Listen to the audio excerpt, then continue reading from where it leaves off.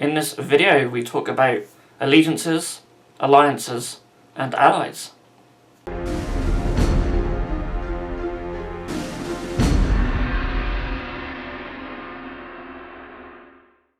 Hello, this is Craig from bitsbox.co.uk, and this is a slightly different type of video for the channel, but something I want to try, and hopefully if you guys like it I will do more videos like this. We're going to talk about allegiances, alliances and allies in Age of Sigmar. So before I get into all that, I just want to thank our latest patron, Frapilla, who was a previous patron and is now back on one of the higher pledges. So thank you so much for your support. You'll be getting your free shipping code, bag of bits and all that at the end of the month, as always. So a little mention about the free shipping actually. I'm going to try and push the $5 pledge a little more because, as always around this time of year, Royal Mail do increase their prices. So we've kept our postage prices frozen for quite a while now, quite a few years. But this year we will be upping them only slightly. It means only a few pence. It's not really going to make a massive difference to anyone. But we will be putting the free shipping threshold up to £30 as well. So it does make the free shipping on our Patreon just a little bit more valuable. So I mean, if you're overseas as well, I think it costs roughly about $5 for an overseas shipping anyway. It's £3.99, which I think is roughly about $5, might even be more. So if you live overseas and you order from us, then for just $5 a month you can get free shipping on every single order on Bitsbox. So you'll be saving money regardless. So I just want to talk about that. So anyway, that's our Patreon. The link can be found down below, and you can see all the goodies and lovelies that you can get with that. So yeah, we are going to talk about allegiances, alliances and allies in Age of Sigmar. So I've got some notes here. I'm going to follow my notes, and we're going to start with the basics. So you know, a lot of you guys might know this stuff, but for those who are new to the game who don't know it, it could be useful. And you know, even if you do know it, you might just want to hear the sound of my voice while you paint along or whatever. So yeah, there are 4 grand alliances in Age of Sigmar.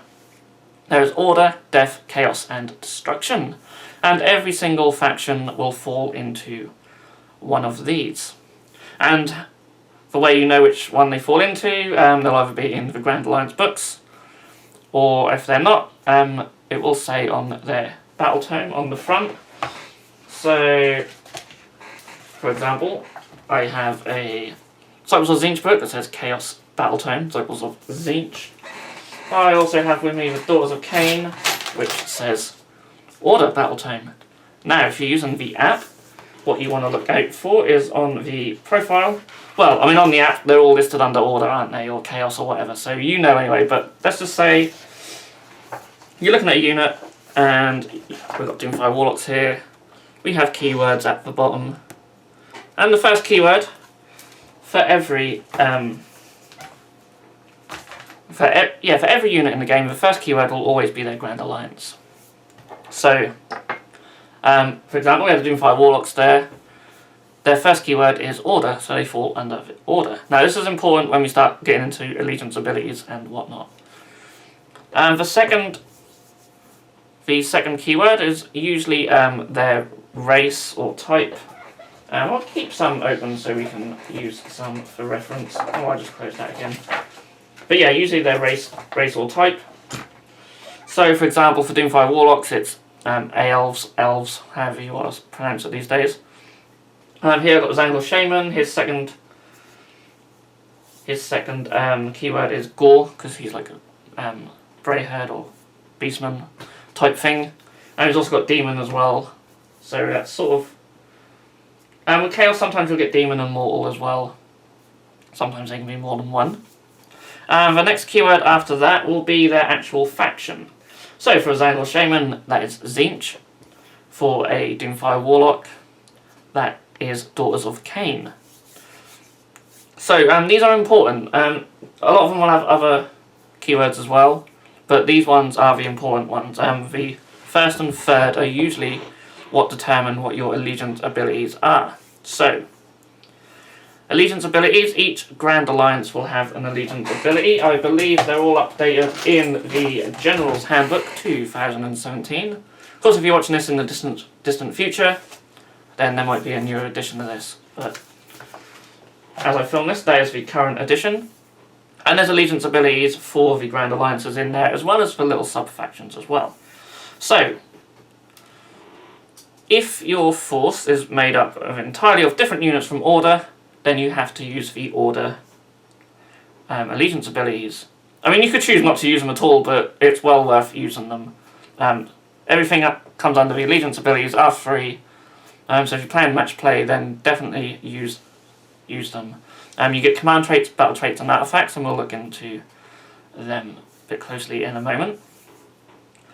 If your third keyword, it's usually third, sometimes it might be second, maybe, but I'm sure in most cases it's third. That is your faction keyword. If every unit in your army follows that faction keyword, then you can use the faction allegiance abilities if they have them. Not every faction have their own allegiance abilities at time of recording, but most of them do, a lot of them do now, and the General's Handbook filled a lot of gaps with ones that don't have their own battle tomes, which is really cool. So for example, if I took units just out of the Daughters of Cain book, they'd all follow the Daughters of Cain faction, and they'll be able to use their allegiance abilities. Were I to add some Stormcast Eternals in there as part of the army, they're then suddenly a force of Order, unless I ally them in, which I'm going to talk about later on in the video. So I hope that's clear. It's all about the keywords. So yeah, look at every unit and look at their keywords, and then you'll know which allegiance abilities you'll be able to take. So we'll look at allegiance abilities in a bit more detail. Let's get up the ones for Tzeentch. I'm not going to read what they are, but I will read, I'll essentially tell you what you get. So you get battle traits first. What a battle trait is, it's like an army-wide special rule. If you're used to playing 40k, you'll know that some armies have these army-wide special rules. You get this in Age of Sigmar as well. So there's a couple for Tzeentch that they have. The Destiny dice, if you're familiar with that, that is one of their battle traits. And they're nice little things, little boosts for the army. I believe there's 2 or 3 in the Daughters of Cain book as well. I think one of them is what gives them their 6+, sort of feeling the pain roll, essentially. Next you have your command traits. Now these are essentially warlord traits that you get in 40k. It's a table. It's different little abilities, not game breaking, but nice little abilities that you can give your general. And you can either roll for them or pick them. In the Tzeentch book there's actually 3 different types depending on what type of race your general is. So if it's an Arcanite, a Demon, or a Mortal, you can actually get a different command trait. So again, it's all back to the keywords. And lastly, you have artifacts of power as well. So these are essentially just like a little piece of equipment, like it could be a weapon, piece of armour, an accessory, or what have you, that you can give to one of the heroes. It doesn't have to be a general. You can give to any hero. You can only take one of these, usually. There are ways to take additional ones. Normally if you have like a battalion in your army as well, that will grant you an additional artifact of power, or say you're running two battalions, that also, that'll give you an extra artifact of power. And you can give them to any hero. So if you've got 2 separate battalions and one of them's got 2 heroes, you can give an artifact of power to each one in each. So like for 2 in 1 battalion, you haven't got to give 1 in each. If that makes sense. But you can't have duplicates of the same artifact, as they are meant to be. They're meant to be unique. So again, they are free and they're well worth using. Most of them are pretty good as well. So, I've pretty much talked about everything on the allegiance abilities, so let's get into allies. Now, I'll get the allies section up in the General's Handbook. Already memorised the page number enough by now. It's page 74 to 76. 76 has got the actual allies bit, but all about the pitched battles starts on 74. So on page 75, we have obviously the restrictions for what you can take in your army. So at a Vanguard, say you've got a Vanguard, it's a 1,000-point army. You can take between 1 to 4 leaders. You have to have at least 2 battle line units, and then 0 to 2 artillery, 0 to 2 behemoths, and any number of additional units, plus up to 200 points can be allies. Now with allies, they traditionally seem to be 1/5 or 20% of your total points. So if you're not following the points in here, because they only give you examples for 1,000, 2,000 and 2,500, then say you're playing a 4,000 point game, then it's essentially 20% of your force, which would be 800 points in a game of that size. Now it's worth noting, your allies, they do not count towards your minimum number of battle line units, but they do count towards your restrictions. So for example, in Vanguard, you have to have between 1 and 4 leaders. Your general must be in your regular force as well, so he cannot be in your allies. So let's say in 1,000 points you take 1 leader in your Vanguard and 2 battle line. You then couldn't take 4 leaders just to be allies. I know you probably couldn't fit that in points wise, because you can still only take up to 4 leaders in the whole force, and that includes your allies. If you took no battle line units in your regular force but took loads of battle line units in your allies, they wouldn't actually count towards the minimum restriction. So that is worth to take note of as well. And also, the keywords aren't as important when it comes to your allies because they do not count towards what your allegiance is. So, for example, if I had an army of Stormcast Eternals and I took some allies of Daughters of Cain, that doesn't restrict me from then not being able to use the Stormcast Eternals allegiance abilities, because everything in my main force will be Stormcast Eternals. It's only my allies that are Daughters of Cain, and they do not count towards your allegiance abilities. That means you can't take, as far as I'm aware, you cannot take a full force of, say you got 800 points of Stormcast, you got 200 points of Daughters of Cain. You can't take allegiance abilities for Stormcast and for the Daughters of Cain, only for your Stormcast. I don't think your allies benefit from any allegiance abilities. That's the way I see it. I know there's been debate around allies for certain different reasons, but yeah, I think that's correct. Please do correct me if I get anything wrong in this video, but I'm just going by how I see it and my own research. I know I haven't played a lot of games recently, and we will be playing games again. Don't worry, back reps are not gone on this channel. We're just taking a little hiatus while the room just gets sorted out. But they should be back in a few weeks, or a month at most, hopefully. I'll just read what it says in the book, just to recap what I have said. Allied units are treated as part of the player's army, except that they are not included when working out the army's allegiance or the number of battle line units in the army, and an allied model cannot be the army general.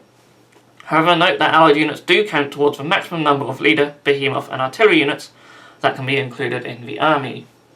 Now the next paragraph is where there's been some confusion, and the example I give you isn't really applicable, so I'll read it first. It says, remember that in most cases allegiance abilities only work for units with the appropriate keyword. So for example, Stormcast Eternal allegiance abilities would only apply to the Stormcast Eternal units in the army and not their allies. This is where it gets a bit confusing, not for Stormcast, but for Chaos. So, let's say for example, I take a Disciples of Tzeentch force. They all have the keyword Tzeentch. So they take some allies from Slaves of Darkness, and they take some Chaos Knights and some Chaos Warriors, and you give them miniatures the mark of Tzeentch. I believe you can with Knights, I know you can with Warriors. And yeah, all of a sudden they then have the Tzeentch keyword. So would they then benefit from the Tzeentch abilities? See, I would say yes.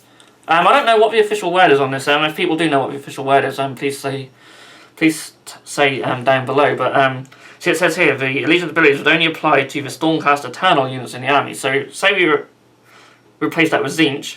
So for example, Tzeentch allegiance abilities would only apply to the Tzeentch units in the armies. Then, you know, these units who have been given the Tzeentch keyword are a Tzeentch unit.